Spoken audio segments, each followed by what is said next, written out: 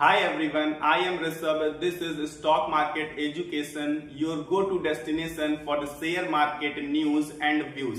भारत की सबसे बड़ा आईपीओ लेके आई है हुंडई की कंपनी और ऑटोमोबाइल सेक्टर की कंपनी है और हमारे भारत देश की कंपनी नहीं है। हालांकि बाहर की कंपनी है, साउथ कोरिया की कंपनी है, भारत में आई और इस समय मार्केट में जो तेजी है उसका फायदा उठाते हुए 27,860-70 करोड़ यानी कि लगभग 28,000 करोड़ रुपए डिमांड किए हैं और सबसे बड़ा आईपीओ आ गया है। देश का सबसे बड़ा आईपीओ अभी तक जो था वो एलआईसी का था, इसके बाद हुंडई मोटर्स लेकर आया हुआ है। करीब बड़े रेंज में है, मतलब बहुत बड़ा आपको इसमें अमाउंट इन्वेस्ट करना पड़ेगा और आपको जो इसका प्राइस दिखेगा वो काफी ज्यादा महंगा दिखेगा। बहुत सारे लोगों ने प्री अप्लाई कर दिया होगा, लेकिन अप्लाई की डेट 15 से 17 है। 15, 16, 17 में आप इसे अप्लाई कर सकते हैं।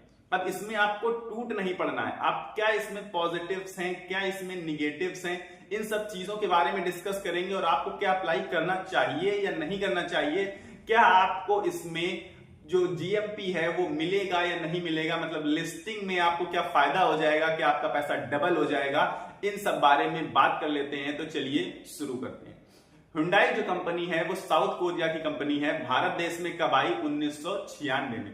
जब 1996 में ये भारत आती है तो उस समय मारुति का दबदबा था। मारुति सुजुकी कंपनी आज भी दबदबा है, 40 से 42% मार्केट शेयर मारुति का है, लेकिन उस समय मार्केट शेयर मारुति का 60% था और उस समय गाड़ियों में एक प्रॉब्लम फेस करनी पड़ रही थी सभी लोगों को। आपको याद होगा, जिनको भी पता है, पुरानी गाड़ियों में क्या प्रॉब्लम थी, छोटी गाड़ियां आती थी और एसी वर्क नहीं करता था। अभी आपको हाल फिलहाल हर गाड़ी में एसी, हर गाड़ी में एसी, चाहे वो छोटी हो चाहे वो बड़ी हो।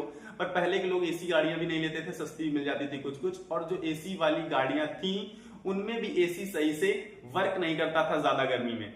अब क्या हुआ कि जब ये इंडिया आई 1996 में हमारी हुंडई की कंपनी, तो उसने देखा कि थोड़ा स्पेस भी कम है, यानी कि कोई लंबा चौड़ा आदमी होगा तो उसके आगे से पैर नहीं फंसते, थोड़ा बैठने में भी क्या हो रही थी, प्रॉब्लम हो रही थी, कंफर्टेबल कम थी गाड़ियां और 60% मार्केट शेयर के साथ मारुति लीड कर रहा था। तो उनको डिलीवरी करने में भी क्या हो रही थी, प्रॉब्लम की, ज्यादा लोगों को गाड़ियां चाहिए तो अब वो एक साथ डिलीवरी नहीं करेंगे, वेटिंग लंबी मिल रही थी लोगों को।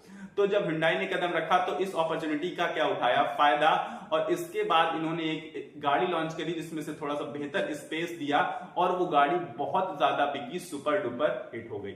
अब इसके बाद इन्होंने सबसे ज्यादा जो इन्होंने पैसा कमाया है और सबसे ज्यादा जो फेमस हुए हैं, या ये कहें कि ट्रेंड सेटअप किया है, तो ट्रेंड सेटअप किया है इन्होंने एसयूवीज में, यानी कि मिड साइज एसयूवी में।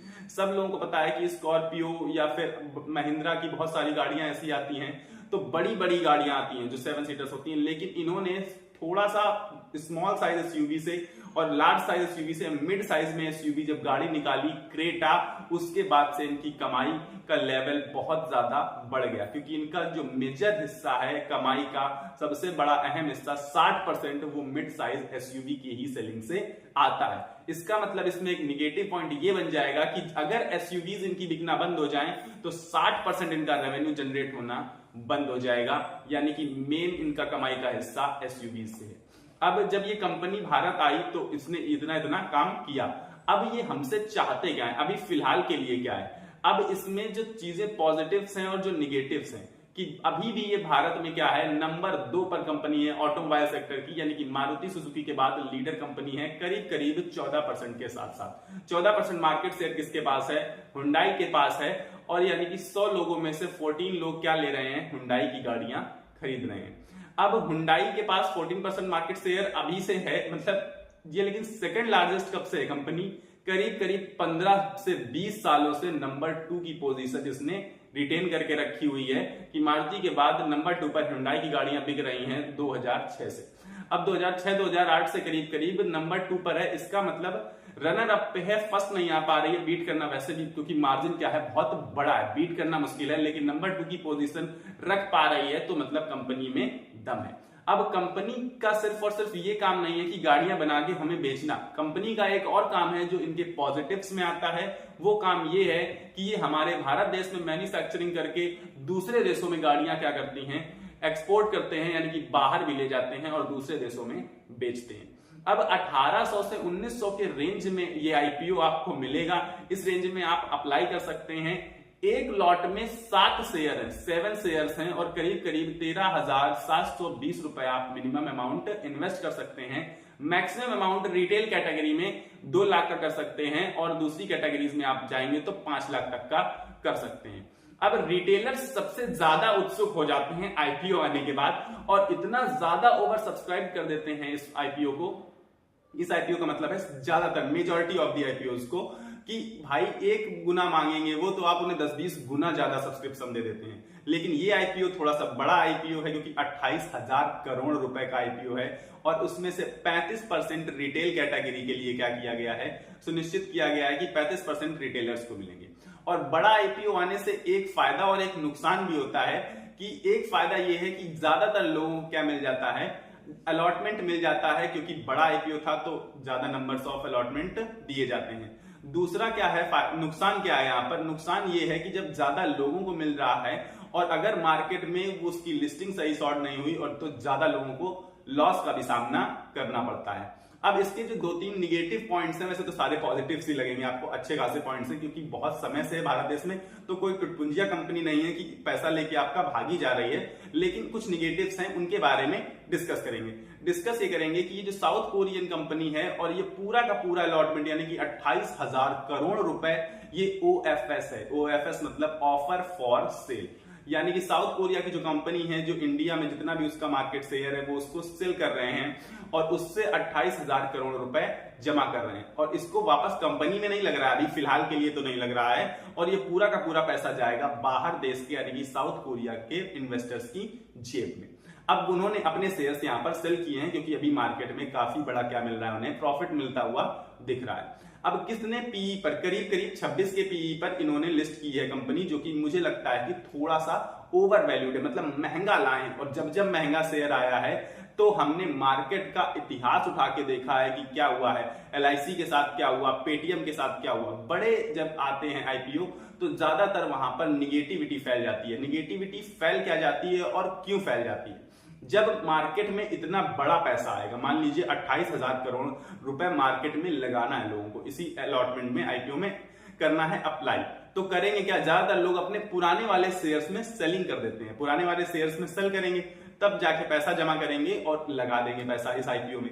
तो जब इतना बड़ा अमाउंट लगाएंगे, अब आप कहेंगे 28,000 करोड़ इतना भी बड़ा अमाउंट नहीं है, हाँ, लेकिन आप पाएंगे कि आईपीओ ओवर सब्सक्राइब हो जाते हैं। ओवर सब्सक्राइब का मतलब कि हो सकता है ये आईपीओ 10 गुना ओवर सब्सक्राइब हो जाए। 10 गुना का मतलब है कि 2,80,000 करोड़, और इतना रुपए अगर मार्केट से निकलेगा तो मार्केट में अपने आप सेलिंग प्रेशर बनेगा और मार्केट नीचे आने लगेगा। और मार्केट का तो रूल है कि आप उसे मतलब छींक, अब आप उससे पैसा निकालेंगे तो उसे हल्की से छींक आएगी, लेकिन वो तुरंत उसे बुखार में कन्वर्ट कर देगी, यानी कि बड़ी गिरावट आ जाती है अचानक से। तो इसलिए हमेशा से ये रिकॉर्ड रहा है जो बड़े आईपीओ आते हैं कि निगेटिविटी अपने साथ कैरी करके लाते हैं, क्योंकि वो कितने ज्यादा पैसे की डिमांड करते हैं। अब हाल फिलहाल ये 15 से 17 के बीच में आपको अप्लाई करने का इसमें मौका है। 15-17 के बीच में जब आप इसमें अप्लाई करेंगे तो 18 को आपको पता चल जाएगा कि आपको ये शेयर मिला या नहीं, मतलब अलॉटमेंट 18 तारीख का है। इसके बाद 21 तारीख को मार्केट में लिस्टिंग होगी, और निगेटिव पॉइंट के साथ लिस्टिंग ये हो रही है कि जब लोगों को पता चला कि हुंडई का आईपीओ आने वाला है तो ग्रे मार्केट प्रीमियम, यानी कि जो मार्केट में हुंडई के आईपीओ के लिए क्रेज था, करीब करीब जीएमपी 1,000 रुपए था, यानी कि आपको 1,000 लिस्टिंग गेन एक्स्ट्रा मिल सकता था।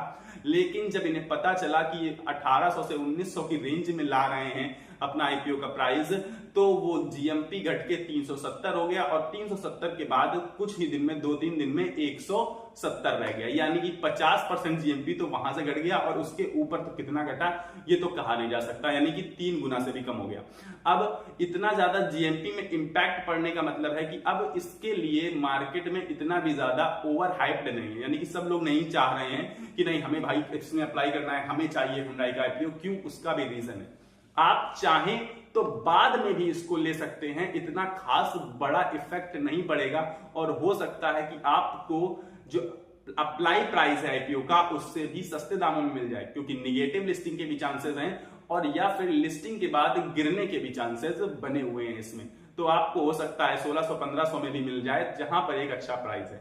लेकिन अगर आप क्रेटा के फैन हैं, मतलब आप अगर हुंडई के फैन है कि नहीं हुंडई तो सब कुछ है, हुंडई के बिना गाड़ियां नहीं चल सकती, आप बिल्कुल हुंडई कंपनी के ही फैन है, तो आपको इसमें बिल्कुल अप्लाई करना चाहिए। और दूसरा रीजन ये है कि अगर आप चाहते हैं कि हुंडई में लॉन्ग टर्म इन्वेस्टमेंट, मतलब अभी लगा के 10, 15, 20 साल में, क्यों? क्योंकि अभी आगे चल के ईवी में कदम रखेगी कंपनी जब ईवी में कदम रखेंगी तो ईवी का मार्केट शेयर इनका 2% का है, सिर्फ और सिर्फ। मेजॉरिटी ऑफ दी मैंने बताया था पहले भी कि ईवी का मार्केट शेयर किसके पास है, टाटा कंपनी के पास है।